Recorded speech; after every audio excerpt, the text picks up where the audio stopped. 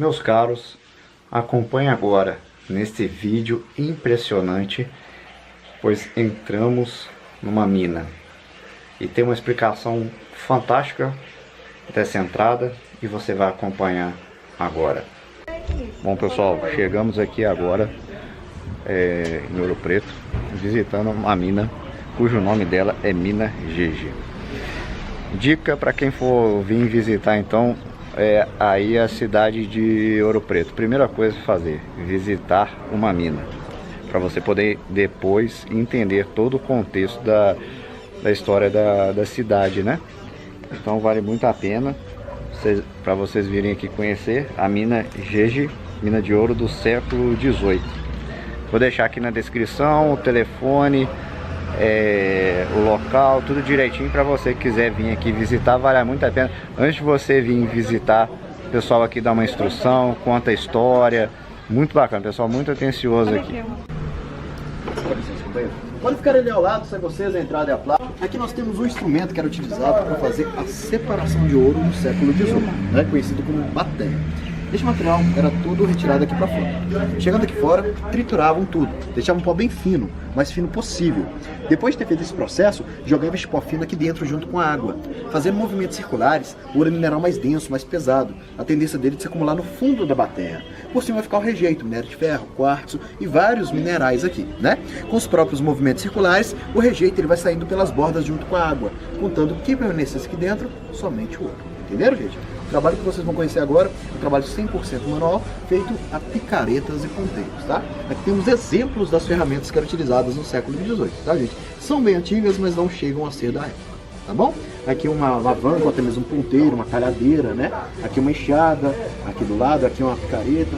E aqui temos uma ferramenta que era mais parecida do século XVIII. Essa aqui é a chibanca, né? No período conhecida como amokachi, tá, gente? Eram ferramentas de corte, de um lado e do outro, tá bom? Por isso falam que as ferramentas que eram utilizadas no século XVIII eram mais parecidas com essa daqui, beleza? Vamos lá conhecer a mina? Pessoal, desculpa, não me apresentei para vocês. Meu nome é Kilton, sou um dos guias aqui da mina, tá? Qualquer dúvida, fica à vontade para fazer perguntas, tá bom? Aqui a gente vai fazer algumas paradinhas. Aqui a gente já começa. Pessoal, estas pessoas que vinham para cá escravizadas, elas vinham sempre de uma região específica da África, conhecida como Costa da Mina, que era composta por 4 países, Togo, Gana, Benin e Congo, onde os africanos, quando livres, já praticavam extração de ouro neste mesmo tipo de material. Então aqui na nossa região seria a mão de obra ideal para trabalhar, eles já tinham todo o conhecimento. Vamos dizer assim que Portugal, com a ajuda da Inglaterra, só teve o trabalho de buscar a mão de obra especializada e trazer para cá. Eles vinham sabendo, gente, de 3 coisas simples para estarem encontrando ouro aqui. Primeira delas, eles sabiam que este material da parede, do teto, o minério de ferro, ele é poroso, ele absorve muita água, muita umidade. Como aqui perto da lâmpada brilhando, olha só. O que brilha aí no teto, tudo é água, tá, gente? Segunda coisa, o ouro encontrado aqui, ele era encontrado somente em pó. As pepitas, que são pedras maiores de ouro, somente nos rios. E terceira coisa, se houvesse o quartzo, o cristal, ele é uma rocha impermeável, nada passaria por ela. Baseado nessas 3 coisas, eles deduziam que o ouro, por ser em pó, ele iria infiltrar na montanha, passando pelos poros do minério, com a ajuda da água, iria sedimentar por cima do quartzo. Pois se a água não passa pelo quartzo, o ouro também não passaria. Então, por cima da rocha de quartzo, haveria as concentrações maiores de ouro. Então era ali que eles abriam as minas, onde encontravam as formações de quartzo junto ao minério de ferro. Para simplificar, encontrava quartzo e encontrava-se bastante ouro. Porém, para estar encontrando quartzo grande aqui dentro, deduzimos aí quanto maior a dimensão da rocha, maior a concentração de ouro em cima dela, eles tinham que ter um orientador. Este orientador era conhecido como veio de quartzo. Hoje falamos muito em veio de ouro, que são a mesma coisa. Estes veios, eles são, na verdade, fragmentos de um quartzo grande que, pela pressão da montanha que ele sofre, ele se quebra. E com o passar dos milhões de anos, os fragmentos menores que se quebraram vão sendo expelidos para fora da montanha, formando os veios de quartzo. Então, sempre seguindo estes veios, sempre encontrariam a rocha maior que se quebrou, onde teria maiores concentrações de ouro. Muitas pessoas até nos perguntam, né, se eles encontravam ouro somente no quartzo. Na verdade, não. Em todo o material contém ouro. Porém, eles buscavam as concentrações maiores. Tá bom, gente? Aqui no início, né, nós não vamos conseguir ver os veios, pois tem muita argila misturada nas paredes, a iluminação não está ajudando muito, tá, gente? Mas logo ali na frente vai dar pra ver melhor, beleza? Tranquilo até aqui? Deu pra todos entenderem? Ótimo. Reparem que ao lado. Aqui nós temos dois buraquinhos, duas cavidades na parede. Pra frente nós vamos encontrar vários. Eles serviam para colocar as tochas, lamparinas e candeias, a iluminação do século XVIII. O combustível que era muito utilizado era o óleo de baleia, que vinha lá do litoral. Só que esse óleo de baleia, ele queimando aqui dentro, ele produzia uma fumaça muito tóxica. Sem contar que o fogo ele consome oxigênio. Para essas pessoas não morrerem, elaboraram uma técnica. Iam lá fora, capturavam pássaros e penduravam os pássaros em pontos específicos da mina. O pássaro, o pulmão dele é mais sensível, muito mais frágil do que o do ser humano. Ele morreria primeiro. O pássaro morreu, era indicativo que o oxigênio estava acabando. Era hora deles saírem da mina. Então o que fazia a medição do oxigênio seriam os passarinhos. O passarinho morreu, hora de sair, né?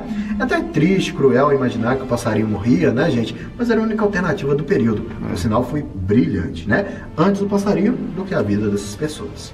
Aqui nas paredes nós temos essas marcas em linhas retas, que são marcas das ferramentas utilizadas, ponteiros e picaretas. Escavavam por dia 30 centímetros a 1 metro, mas isso dependeria da dureza do material, da dimensão do túnel e do número de pessoas que estariam trabalhando aqui dentro. Lembrando, o trabalho deles não era 100% dentro da mina não, tá, gente? Lá fora também, separando o ouro com a bateria, tá? Vamos lá? Vamos seguir? Aqui nós temos um ponto bem interessante, né? Vocês chegaram agora na cidade, né, gente? Então não visitaram nada. Vocês também? Chegaram agora? Bom, pessoal, vocês já visitaram igrejas? Já? Vocês já? Vocês não, né? É o seguinte, normalmente do lado de fora das igrejas, nós encontramos uma cor semelhante a esta aqui da parede, amarela, principalmente nas laterais delas. Esta argila era conhecida como ocre, e ela era extraída no século XVIII para pintar, e até hoje eles mantêm a cor para preservar a história. Então, além do ouro, retirava essa argila como subproduto daqui de dentro, tá, gente? Se quiserem passar a mão, não tem problema. E o que brilha no teto é a água, pode passar a mão. Não tem problema não, tá bom?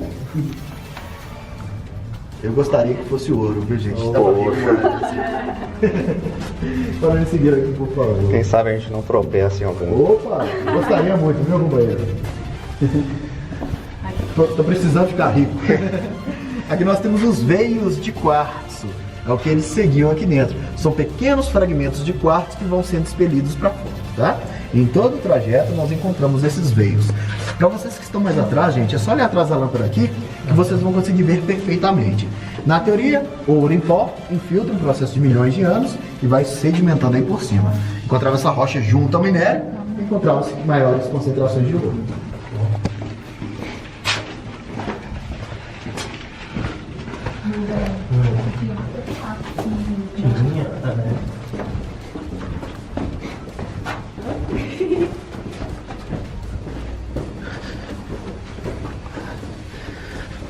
Só venham com calma, tá? Cuidado com o chão, que é bem irregular.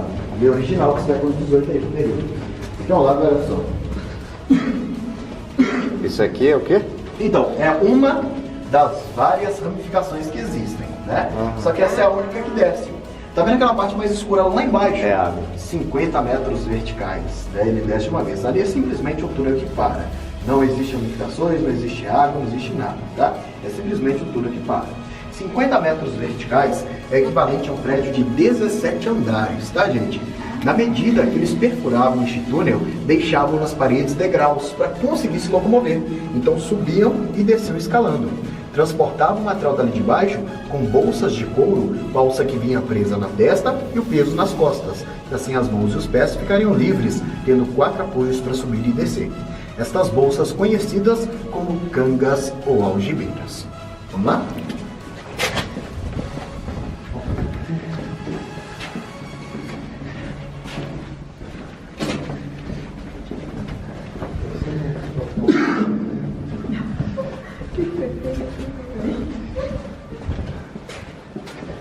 Bom, gente, aqui agora, como dá para perceber, nós temos uma variação na altura, né? Aqui ficou bem mais alto. Só que as paredes se estreitam um pouco, mas isso é para sustentar o peso da montanha. Aqui eles tinham que sempre manter o trabalho de engenharia, de arquitetura que aprenderam na África. O teto arqueado é para termos uma distribuição de peso. Caso mantivesse o teto em linha reta, a tendência era do peso centralizar e cair. Mantém arqueado, o piso ele é dividido, ele é forçado para as laterais. Deixavam também nas paredes ondulações que serviam como escoras e colunas aqui dentro. Vou pedir para vocês, por gentileza, olharem para trás. Dá uma olhadinha no piso. Reparem que a gente não vem em linha reta. A gente está fazendo zigue-zague, né? Então essas ondulações que eles deixavam aí para servir de escoras e colunas. Aqui, gente, nós temos essa variação na altura devido à formação geológica do quartzo. Reparem nas paredes, os tracinhos brancos aí. Era isso que eles seguiam. Reparem que agora eles estão subindo, olha. Estão sendo encontrados mais altos. Então o teto ele vai acompanhando, vai ficando mais alto. Se o veio é encontrado baixo, não tem necessidade de ampliar demais a mina. Poderia acontecer deste veio se ramificar aqui dentro. Caso isso acontecesse, faziam túneis laterais. Então o que definiria a estrutura e o sentido da mina seria a formação geológica do quartzo, sempre em busca dessas pedrinhas brancas aqui dentro, tá bom? Aqui, para eles alcançarem essa altura, na medida que perfuravam os túneis, deixavam sempre um pouco do material para trás. Então eles não levavam tudo lá para fora, sempre ficava um pouco do material aqui dentro. Este material que eles deixavam para trás, ele servia de rampa e apoio. Subiam em cima dele, alcançavam o objetivo e vinham de cima para baixo, mantendo o piso inclinado para facilitar o escoamento da rampa, tá, gente? Desde o início, subimos levemente. Conhecimento extraordinário deles. Aqui dentro, pessoal, vocês vão ver um bolsão de água, né? Hoje a água dele não escorre pelo piso, porque a gente canalizou. Passa nos dois canos ao pé direito de vocês aí.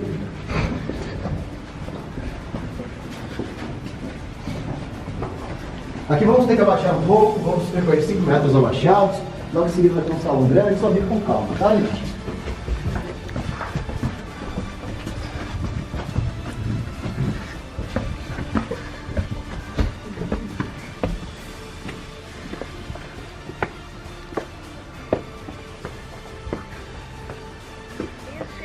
Que será reproduzido quando você navegar com o Google Maps. Tá bem. Você também veio. O bom que aqui Olha o GPS aí, funcionando. Este é o som que será reproduzido quando você navegar com o Google Maps.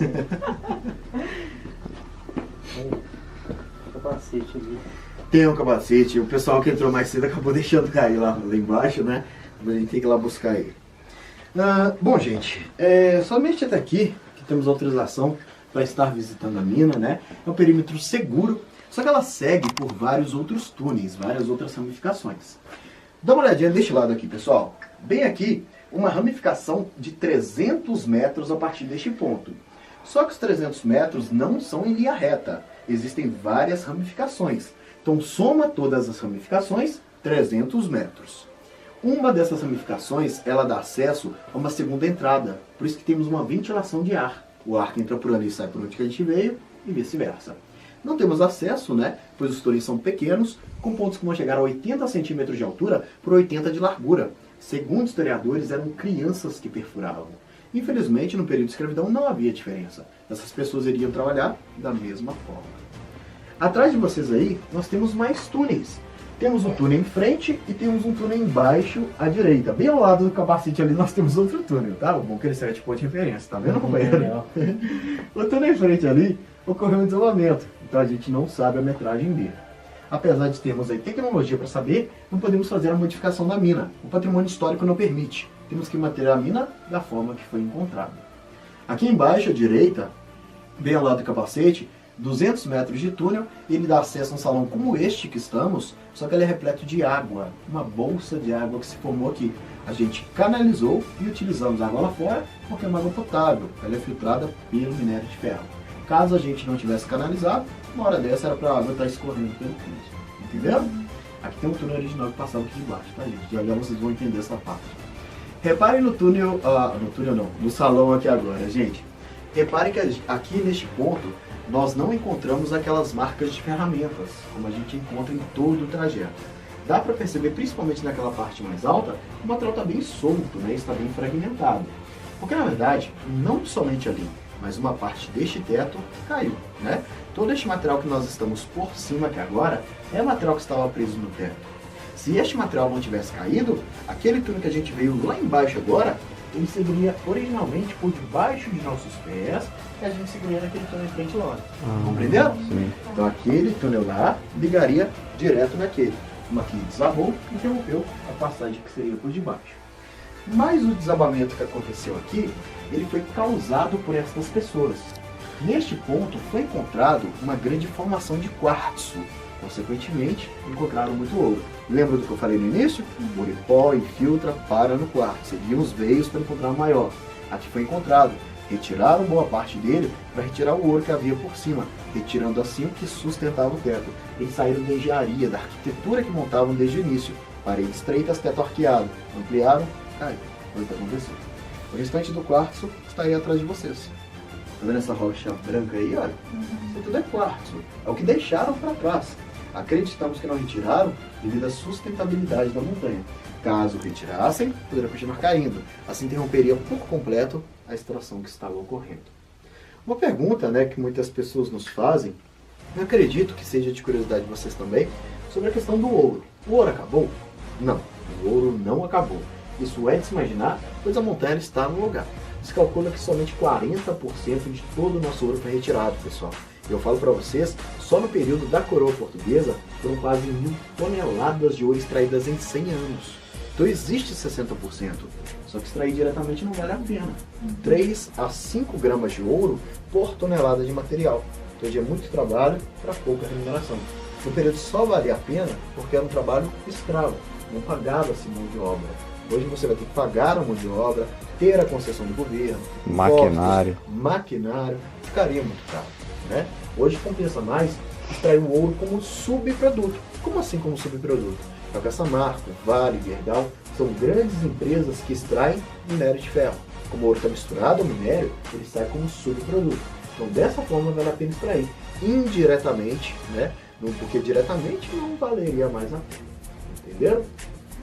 Então até hoje se extrai bastante ouro. Mas como é de se esperar, como é de se imaginar, nada ficou no Brasil, gente? É verdade. A parte mais importante de todo o nosso passeio, porém a mais rápida, que é sobre a escravidão, como as pessoas eram na realidade. Além do conhecimento, eram selecionadas pela estatura, 1,50 m, 1,60 m, para ter agilidade e locomoção. Mesmo assim, só homens que trabalhavam. Mulheres eles não deixavam entrar. Eles alegavam que mulher trazia azar e causaria desabamentos. Isso logicamente foi uma superstição que eles inventaram pelo fato das mulheres terem facilidade de esconder o ouro no cabelo, nas unhas, até nas partes íntimas, Inventaram uma história para colocar medo. A mulher não entrava e não roubava. Uma outra história, também que veio do período, não tem muito a ver com a mineração, mas é da mesma época, é a história de comer mangue tão valente para morrer, não passar mal. Já ouviram falar disso? Já. É uma história que veio do século XVIII que inventaram para que a pessoa que fosse ordenar a vaca não pudesse tomar o leite, que ele seria vendido, seria comercializado. Então eram histórias pertinentes para a época. Apesar da superstição da mulher existir, apesar dela não trabalhar aqui dentro, elas estariam na região para gerar filhos, gerar mão de obra. Porque quem trabalhava vivia muito pouco. Era de 5 a 15 anos a partir do momento que iniciavam os trabalhos. Tem pesquisas que falam que começavam por volta dos 6 aos 10 anos de idade. Os com a idade máxima em 10 anos. Se era de 5 a 15 anos a expectativa de vida, mal chegariam aos 25. Isso devido ao trabalho pesado e doenças. Tuberculose, pneumonias, viroses. A doença mais comum e a mais grave era a silicose, que era o pó do minério que inalavam. Este pó se acumula no pulmão e endurece, ele vira pedra. É uma doença que existe até hoje, mineradoras, fábricas, mesmo com máscaras e filtros. Imagina o período de trabalhar aqui sem roupas. Complicado, gente? Havia também fumaça tóxica, mal alimentados, castigados, desabamentos, poderiam acontecer, matando várias pessoas de uma vez. Portugal, sabendo que viviam pouco, não poderia buscar essa mão de obra especializada sempre da África. Seria demorado, seria custoso. Mais que metade deles morreriam no trajeto. Eles implantaram a reprodução. Só que para mineração, para mina, a mulher, assim como o homem, tinha que ser baixa e de quadril largo. Associavam o quadril à fertilidade, à possível facilidade de dar à luz a uma criança. Mulheres conhecidas como boas parideiras. Tendo nas senzalas inúmeras mulheres com este perfil, 1 ou 2 homens baixos selecionados para serem reprodutores, eles teriam constantemente a mão de obra ideal para trabalhar aqui. Mãe baixa, pai baixo, teoricamente, filhos baixos. Colocados na mineração para absorver conhecimento e substituir quem morria. mantendo aquele ciclo de genética controlada e conhecimento passado adiante. Então essas pessoas deixariam de ser africanas, se tornariam brasileiras, os crioulos, nascidos na terra, uma forma de sinônimo. Tanto é que o Brasil, devido a essa reprodução em massa, foi um dos últimos países do mundo a acabar com a escravidão. 13 de maio de 1888. Se é que saiu do papel, né? Última questão. Sabemos hoje que os filhos crescem muito, até mais que seus pais, isso é normal de acontecer. Sempre tem alguém na família que cresce um pouco mais. No período, poderia acontecer aqui também, mas isso não é interessante, pois se o adolescente alto ele seria esterilizado, seria castrado pelo esmagamento dos testículos. Castravam pessoas altas para não gerarem mais filhos, porque para a produção de ouro, quanto menor melhor. Então somente o baixo que se tornaria um possível reprodutor, assim eles não perderiam a genética. Entendeu? É a forma de manter a genética de pessoas sempre baixas. Aqui existe um museu, não sei se vocês já chegaram a visitar, nós indicamos para vocês, né? O Tassi falou, que se chama Museu Casa dos Contos, é um passeio gratuito, né? Já chegaram a passar? Lá nesse museu, no andar de baixo, é uma senzala original, né? E lá tem vários instrumentos de mineração, inclusive o alicate castral das pessoas altas. Não sei se já chegaram a reparar, né? Mas é o complemento da história. Indicamos sempre a todos os visitantes a dar uma passadinha lá, que é o complemento dessa história. Tá bom? Show. Gente, é triste, é cruel, é revoltante, né, imaginar o que essas pessoas passaram, mas isso fez parte da minha história. É sempre bom estar agregando, né, um pouquinho mais de conhecimento. O que a gente busca neste passeio aqui não é focar na parte do sofrimento, é uma parte que tem que ser falada, né? Mas o que a gente busca mesmo é enaltecer o grande conhecimento deles, porque não é qualquer um que fazia isso aqui, né? E com grande conhecimento africano, extraiu o ouro que ajudou a financiar a Revolução Industrial, que foi um dos maiores marcos da humanidade, né? Esse não foi o maior marco, né? Então olha só a importância das pessoas na história, que infelizmente não é passado, é o que a gente busca aqui, né? Enaltecer este grande conhecimento. Tá bom? Tranquilo? Beleza. Tudo bem entendido? Alguma pergunta em relação ao que eu disse? Alguma curiosidade? Alguma coisa a acrescentar? Tá tranquilo? E hoje ninguém nunca mais foi lá dentro nesse buraco. Aí que tá. Aquele ali de trás ninguém desce, né? Somente bombeiros, geólogos e engenheiros. Já foi. Tá? Ali eles descem para fiscalizar a mina, tá? Na verdade eles têm que fiscalizar todos os túneis. Nós tínhamos um passeio radical na mina que fazia todos os túneis. Só que a gente não está fazendo mais, porque às vezes a pessoa dá ataque de claustrofobia no túnel mais estreito, vai se bater, se machucar, desmaiar. Retirar uma pessoa de um túnel estreito é bem complicado, entendeu, companheiro? A gente optou por não estar fazendo mais o passeio, né, pelo menos por hora, né? Mas não é aquele negócio, a pessoa tem certeza que vai aguentar fazer o passeio, então se responsabilizando por isso, existe um guia especializado que faz todos os túneis aí. Entendeu? Então ali vocês percorrem quase os 300 metros, né? Voltam, entram ali de baixo, vai até o bolsão de água que existe ali, depois volta, né? Então vai conhecendo aí. Mas já foi visitado então? Já foi, né? Há um tempo atrás, deve ter um mês, no máximo aí, o pessoal aí que eles tinham vindo, na época a gente fazia muito esse passeio, né? E chegaram, nós queríamos fazer um passeio radical, né? Aí a gente pegou e falou que a gente estava fazendo mais, mas eles insistiram tanto que acabou indo, né? Aí eu dei o guia especializado, pegou e fiz esse passeio com a galera aí. Entendeu? Agora, depois das instruções aí, voltando da mina. Esse pedaço aqui é meio embaixo. A Elizabeth ali quase... Esse pedaço aqui é meio embaixo. Vai falando aí, Elizabeth, o que você achou da história do Brasil? Muito legal. Deixa eu ver se passou a parte de baixo. Ai. Ai, cuidado. Já só que a cabeça.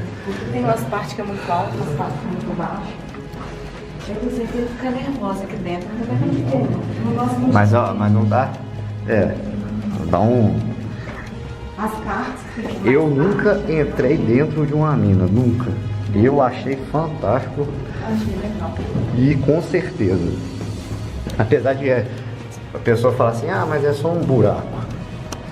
Mas é um buraco de muitos anos. E as pessoas que trabalharam aqui. Então isso tudo é uma coisa muito importante que chama história, né? E se a gente, um povo sem história, é complicado, né?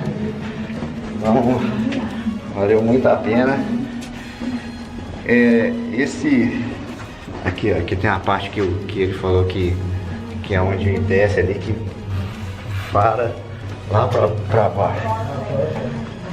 Que agora a gente não vai finalizando aqui o nosso vídeo nessa. Você consegue achar que trabalho esse Felipe Roberto ainda, Felipe? Aqui perto? Ah, tá. Não sei. Não, ele falou que fecha assim. Falei que sim, fecha assim.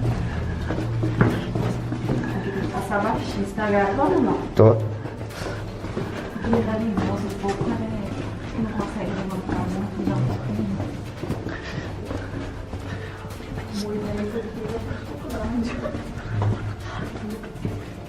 Você viu as gotículas de água? Se eu colocar a mão, a gota vem na minha mão. Deixa eu ver. Peraí, deixa eu pôr aí. Aqui, ó, a gota. Ó, todos esses pontinhos são pequenas gotículas de água. Olha o quanto aqui na frente.